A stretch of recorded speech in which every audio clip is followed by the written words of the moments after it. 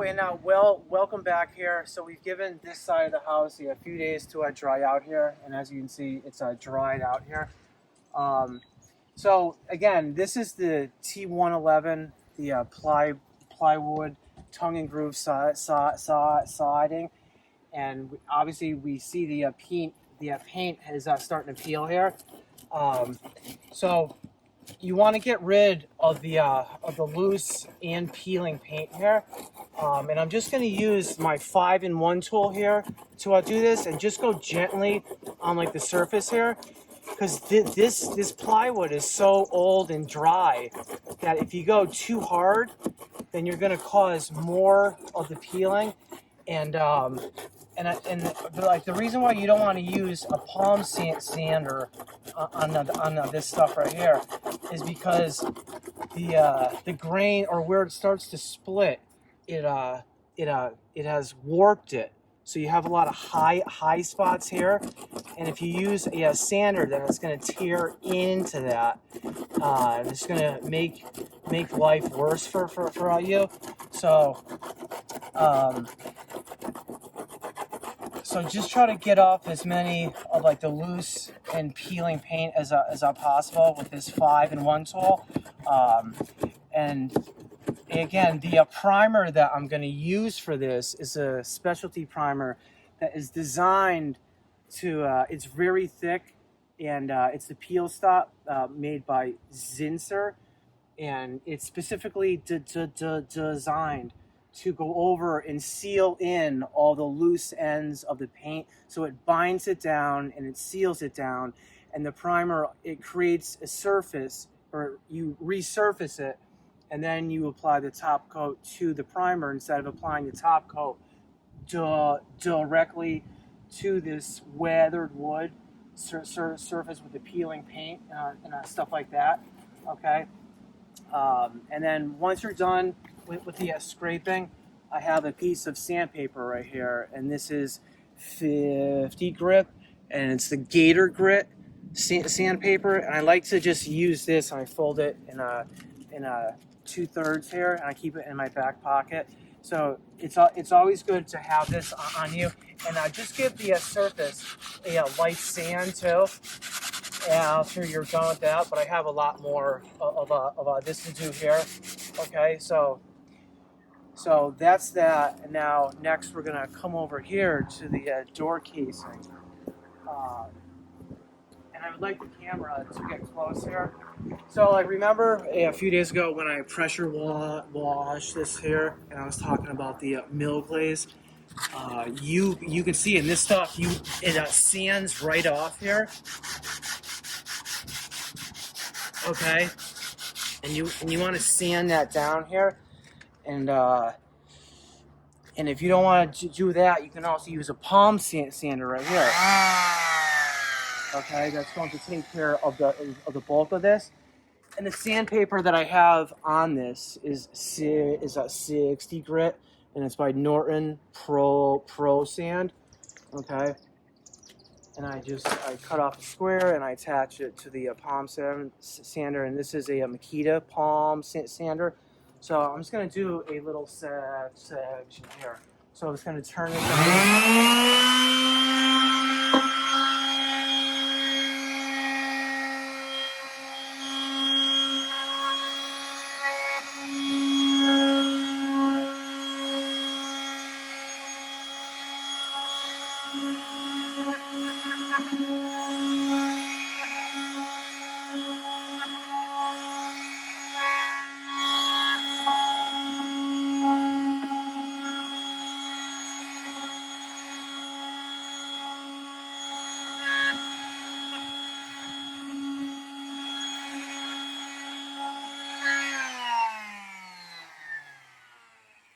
Okay, so I'm gonna grab my my piece of sandpaper here now, and just lightly go up like that. Okay, and as you can see, it's going to take off the loose or the peeling paint, and even the mill glaze that was left on this wood right here.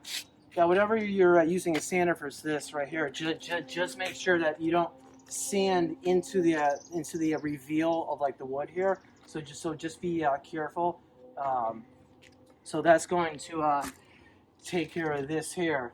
And one more thing too is when you use a sander or even just sandpaper, just put on a mask, a dust mask, because this will generate a lot of dust here.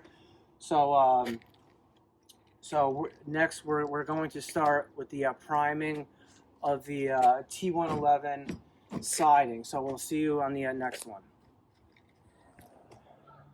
Okay, so welcome back here. We got the barn all pressure washed, and again, this is the north side of the house. So this doesn't really get a lot of light, and there's not too much of the damage here, but you can definitely see all the splits in the wood here. If the camera can get up close here, you can see all these splits in the wood here, and you definitely want to seal those in so that the water from the rain or the melting snow won't be able to get back in there and further cause the boards to loosen up or start to rot, because the water is going to make that rot here. So the best type of primer to use on this surface, so this is it's dry, okay? And if you just tried to use a top coat paint right on top of this, there's a bunch of things that are wrong with that, okay? First of all, the top coat paint is going to drag, especially trying to get in these grooves here. Because when you try to put a top coat paint on a dry surface like this, the paint is not going to glide or slide, and it's going to drag. So you're only going to be able to do like a few inches at a time, and it's just going to be a nightmare. So you want to use a primer that's able to glide over the surface here, and this is the perfect primer. It's called Peel Stop by Zinsser, and it's triple thick. They also have a peel stop that is not as thick as this. So this is a high build binding primer.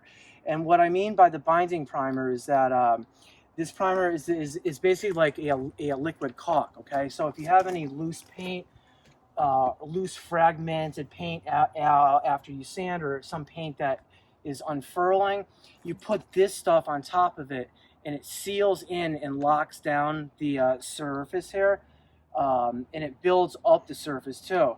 And as you can see right here, it stops the peeling paint. It creates a smoother finish, seals the weathered surfaces, outstanding flexibility. So this stuff is able to flex. This comes white, it dries white, but you can tint this. And I tinted it towards the Benjamin Moore color, rock gray, and so it's a darker gray. And this says that you can top coat this in 2 hours here, and some other. So you can see on the photo here, you have some clapboard that's weathered and there's loose paint, and he's going right over it with this stuff. And then down here, you can see a section where the paint has all that alligator cracks in it, and the guy is spraying this stuff, but I'm going to use a brush. Okay, now you can spray it or use a brush, but the benefits of using a brush is the fact that you're able, if you have a bunch of cracks and whatnot, you're able to work the primer with the brush into everything. And with a brush, you're able to control the film thickness of it, whereas a sprayer, you have to move fast. You can only put on you can only put on a certain film thickness with the sprayer, and that film thickness is never going to be greater than using a brush here. Okay, so again, this is the best type of primer to use, even on like new wood or stuff like that, because once you put this stuff down, then when you go to top coat, everything just slides right on top of this surface. So that means that it doesn't ruin your paintbrush, and you're able to work fast. And when you're able to work fast, you can spread the paint around, and then you don't get all the brush strokes and like stuff like that here. So this is the primer to use on the first part of the painting, and it definitely makes the painting process easier for you. So I'm gonna put this down here, and I'm gonna add more of this to here, and you can see the viscosity of this stuff. It's real thick. Okay, so it's basically again like a water-based caulk that has a little bit more water in it, so you're able to like paint with it here. So I'm just gonna pour some of this in here. And it's real thick. And there's wind right now, so I have to be careful. So.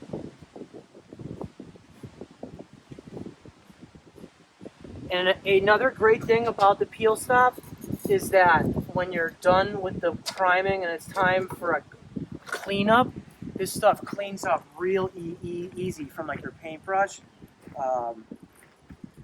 So I'm just going to start by pulling 3 of these boards across here. Now, I'm using a 3-inch Corona Chinex brush here, and it's angled, and I kind of like this because I have to cut in against the soffit up here and against the trim board here. So that's the reason why I like to use an angular brush rather than just a flat brush here. So whenever you start here, you want to hit the butts first. Okay. So we'll work up to the top. And again, you can see how easy I'm able to switch the paint inside the butts here. Okay, and that's key because if you're just using a top coat paint or even a conventional type of primer, it's never going to slide like that. Okay, it'll go like this, and that's as far as you'll be able to do it. So one of the reasons why I love to use this first is that the brush just slides. And when the brush slides, you're not wearing away all the bristles in the brush, because these brushes aren't cheap, so you definitely want to try to save the brush here. And you can just put a lot in there and really just work it into the grooves here of the butts here. We get to the top, I'm going to angle it like that and come down there, okay? And then we'll come down here and finish these up here. And again, we're painting this in the shade right here, and you always want to primer paint in the shade, because if you do it in the sunlight, then it starts to dry real fast, and the surface is real hot if you're doing it in the sun. So you always want to paint in or prime in the shade.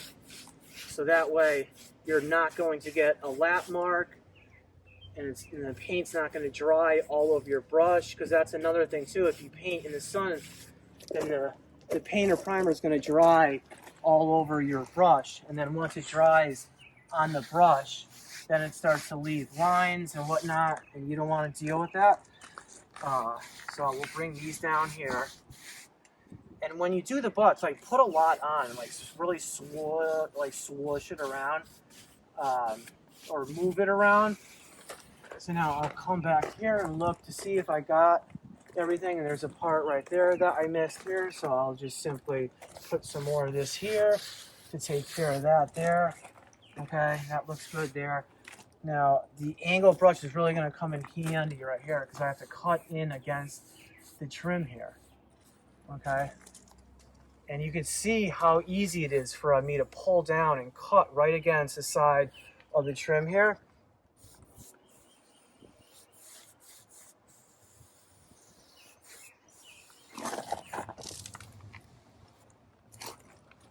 So if you were going to use a 4-inch brush that's flat, it would be much more difficult to cut in the side of this right here. So that's why I prefer to use a angled brush right here, so I can really just cut in against the trim work.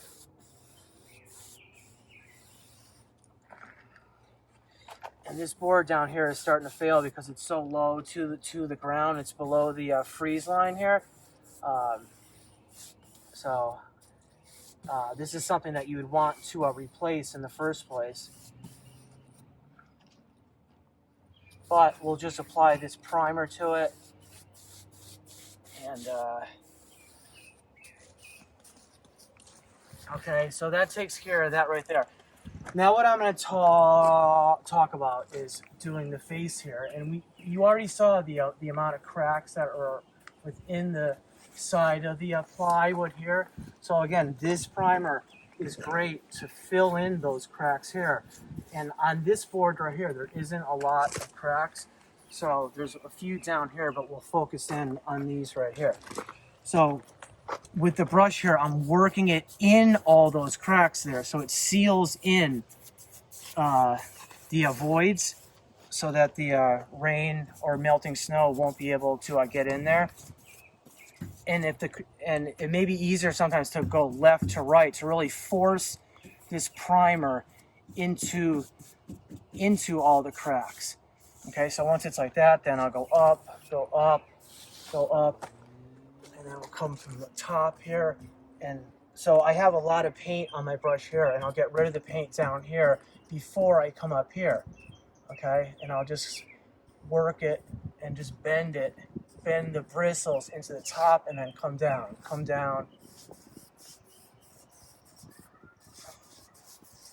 Okay, so come down with it, or go up with it now there, and lastly in the middle, just put a lot there. Okay, so it's on like that, and it's, you can see how it takes off the paint there if I hold the brush like this, but I want to leave the paint there, so I'll come down with it, go up, come down, go up to leave the paint there, and you don't get that brush. Now where I came down with it, that could be a problem there, so I'll just come up with it there, come up with it right there.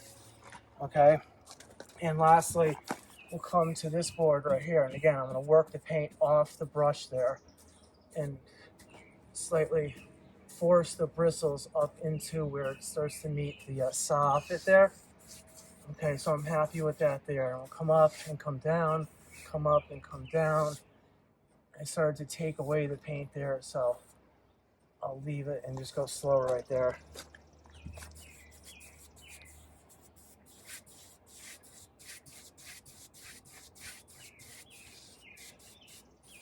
Come up. And this board right here, there's a lot of the cracks here. So I'm going to make sure to put a lot on and really force this primer into those cracks there. Okay, and again, if you're just trying to paint this with just a top coat, the top coat paint is not a primer. So you should never ask a top coat paint to do the job of a primer. Okay, and if you just used a top coat paint, yeah, the paint would sit on the surface and look great for like a month or two, but then it would start to fail. Because again, you're putting a top coat paint onto a weathered surface that is already starting to peel. Okay, so the only way to solve that is to put down a primer first that's going to lock in all the cracks and seal the whole thing off. And then once you put your top coat on, then your top coat, it resides or dries on top of the primer, and it's able to dry the correct way. And the wrong way is just to put the top coat paint on this, and then the water and the latex paint gets sucked into the surface, and then it doesn't dry right, and you don't get a uniform sheen. So the benefits of using a primer far outweigh the just using a top coat paint on the bare wood right here. So just always use a primer first, because it's gonna make the top coat last longer. It's going to make your life easier in applying both the primer and the paint. And lastly, the top coat paint, when put on top of this type of primer, is going to last much longer than if you just put a top coat on the bare wood or the previously painted surface. Because I could almost guarantee that this surface was never primed or sealed first in the first place. It was just, they just put a paint right on top of it. So unfortunately, because they did that, every layer of paint that you put on top of it is going to get sucked into the surface. So it's better to seal the surface first with the Peel Stop triple thick binding primer. So I hope that you learned a lot from this video. And what I'm going to do next is I'll set up the camera, and we'll just do a time lapse of me pulling these boards across here. So thanks for watching, and we'll see you on the next one.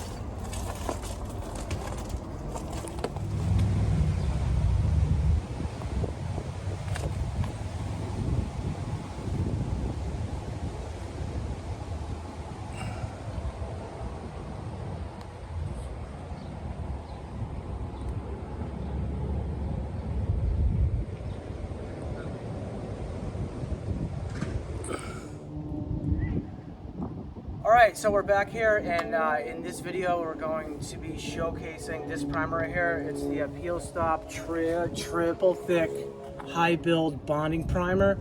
And there's many uses for this, and one of them right here, if you can see that, there's a guy who's spraying a surface that is alligator cracking, and we have that right here.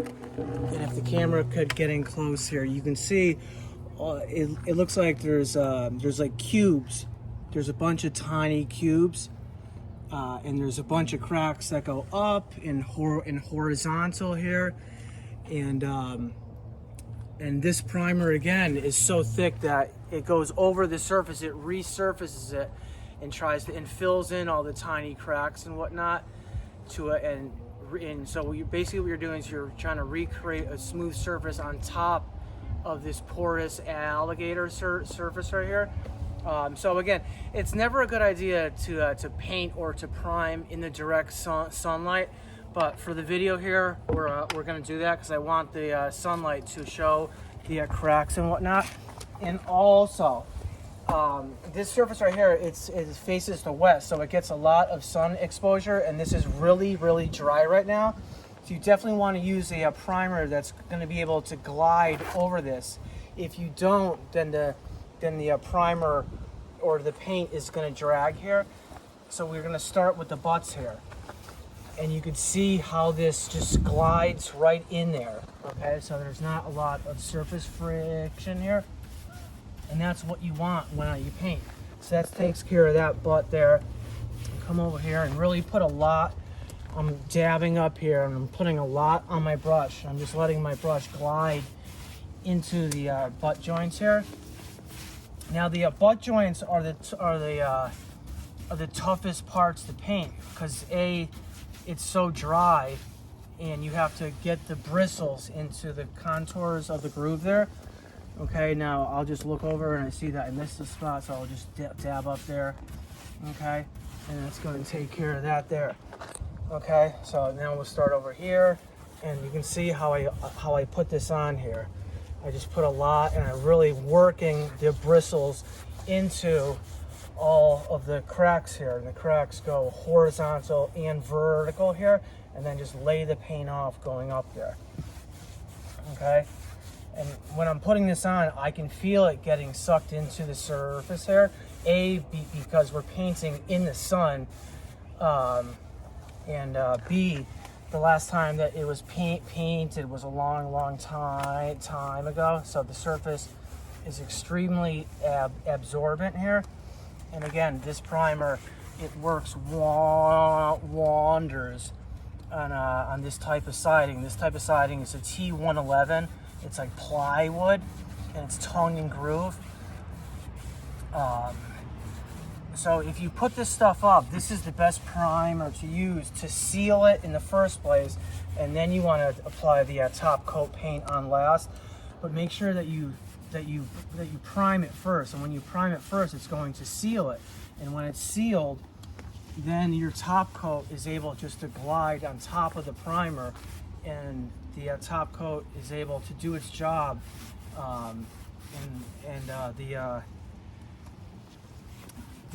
The top coat, you're going to get the top coat is going to last a lot longer now that you applied the top coat on top of the primer versus on top of the substrate.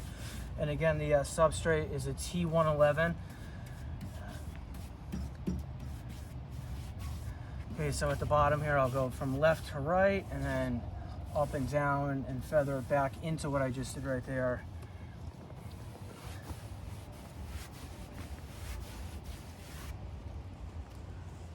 So again, the idea, or the best thing about this primer, is to go on top and seal the rough nature of the T111, and it fills in all the cracks and whatnot, so that when you go to top coat, your top coat is going to further build up this surface, and this primer gets into all the cracks and seals them in. And then when you put your top coat on, your top coat is going to again further build up the surface, and it's going to fill in or help recreate a smoother surface than what we just looked at right there. Okay. Once again, this is the Peel Bond triple thick high build binding primer. And again, they also sell a peel stop, but it's not the triple thick. But whenever you're dealing with a siding like this where there's cracks and peeling paint, this is the best type of primer to use to bind down the surface and to create a new surface, so that when you apply your top coat is able to glide. And when your top coat is able to glide, the top coat, it performs a heck of a lot better when you're trying to apply it, and it's going to last a lot longer than if you just apply the top coat to the Beer T111. So again, thanks for watching this video, and we'll see you on the next one.